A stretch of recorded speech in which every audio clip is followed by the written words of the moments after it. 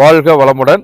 இப்போ நாம் இருக்கிற இடம் வந்து சேலம் மாவட்டம் மேச்சேரி வட்டம் பானாபுரம் வில்லேஜ். அதில் அமைஞ்சிருக்கிற இந்த பொம்மையின் கரடு. பொம்மையின் கரடு பக்கத்தில் இருக்கிற இந்த நிலம் வந்து லேட் நாககுமாரோட இடம். இங்கே வந்து ஒரு பொம்மையின் சாமின்னு ஒரு குலதெய்வ வழிபாடு வந்து இங்கே இந்த பகுதி மக்களுக்கு இருக்குது. அது வந்து திருவிளக்கு மூலமாக அவங்க வந்து வழிபாடு பண்ணுறாங்க. ஏன்னா அங்கே ஒரு சித்தர் பெருமான் ஒருத்தர் இருந்ததுனால விளக்கு தான் அவங்களோட சாமி அப்படின்ட்டு பண்ணிகிட்டு இருக்காங்க. அது வந்து மாசி மாதத்தில் அவங்களுக்கு இங்கே வந்து விசேஷம். ஒரு நாள் குடும்பத்தோடு வந்து எல்லோரும் தங்கி பொங்கல் வச்சு விழா கொண்டாடுவாங்க.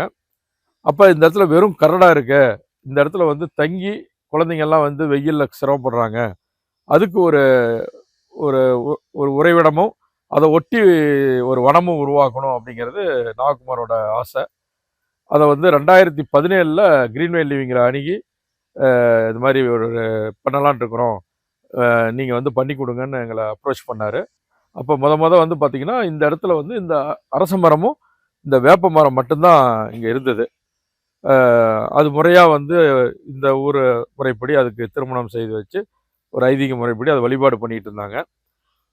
அந்த இடத்துல இருந்து இதை வந்து ஒரு பண்ணி இப்போ அதே மாதிரி அங்கே இந்த மலையில் இருக்கிற கோயிலுக்கு வந்து பெரியவங்களால் போக முடியாது அப்படிங்கிற ஒரு சூழலில் என்ன பண்ணலாங்கும் போது இந்த இடத்துலையே அந்த திருவிளக்கை வச்சு பிரதிஷ்டை பண்ணி அங்கே மலையேற முடியாதவங்களுக்காக இங்கேயே ஒரு கோயில் மாதிரி ஒரு இடம் உருவாக்கியாச்சு. இதை ஒட்டி இதை ஒரு வனமாக உருவாக்குனதுனால தான் இதுக்கு பேர் வந்து பொம்மையின் வனம்.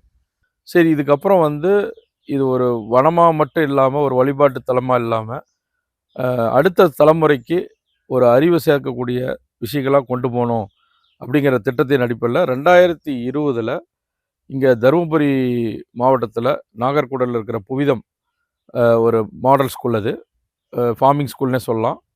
அவங்க மீனாட்சி அக்கா வந்து எங்களோட ரொம்ப தொடர்புடையவங்க, க்ளோஸாக இருக்கிறவங்க. ஸோ அவங்களும் நாங்களும் இணைந்து டுவர்ட்ஸ் த நேச்சர் அப்படின்னு ஒரு ட்ரைனிங் ப்ரோக்ராம் ஒன்று கண்டக்ட் பண்ணோம். அதனோட நோக்கம் என்ன அப்படின்னா, குழந்தைங்க வந்து தருமபுரிலேருந்து சைக்கிள்லேயே வருவாங்க. வந்து சைக்கிள்லேயே பயணம் வந்து கோத்தகிரி வரைக்கும் அவங்களோட பயணத்திட்டம். ஒரு 10 லொக்கேஷனில் வந்து இந்த மாதிரி இருக்கிற பண்ணைகளை தங்கி அங்கே இருக்கிற எக்ஸ்ப்ளோர் பண்ணி குழந்தைங்களுக்கு அதை பற்றி விழிப்புணர்வு ஏற்படுத்திக்கிட்டே போவாங்க.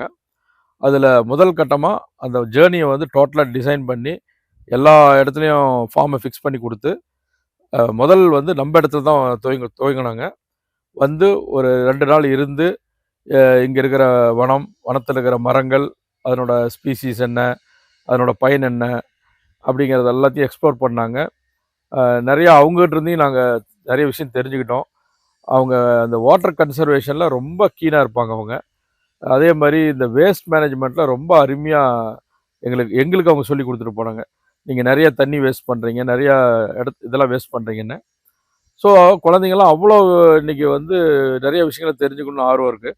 அப்போ எங்களுக்கு ஒரு சந்தோஷமாக இருந்தது. இந்த இடம் வந்து சும்மா ஒரு வழிபாடு தலமாக இல்லாமல் வனமாக இல்லாமல் குழந்தைங்களும் வந்து இதில் நிறையா அறிவுபூர்வமான வேலைகள்லாம் தெரிஞ்சுக்கிறாங்களே அப்படின்ட்டு இப்போ அதுக்கப்புறம் பார்த்திங்கன்னா இதை வந்து ட்ரைனிங் சென்டராகவே கொண்டு போகலான்னு சொல்லிட்டு பல ஒர்க் ஷாப்ஸு, இந்த மாதிரிலாம் 1 டே ஒர்க் ஷாப்ஸு, இந்த மாதிரி 2 டேஸு, இந்த மாதிரி விஷயங்கள்லாம் இதில் நடத்திக்கிட்டு இருக்கிறோம்.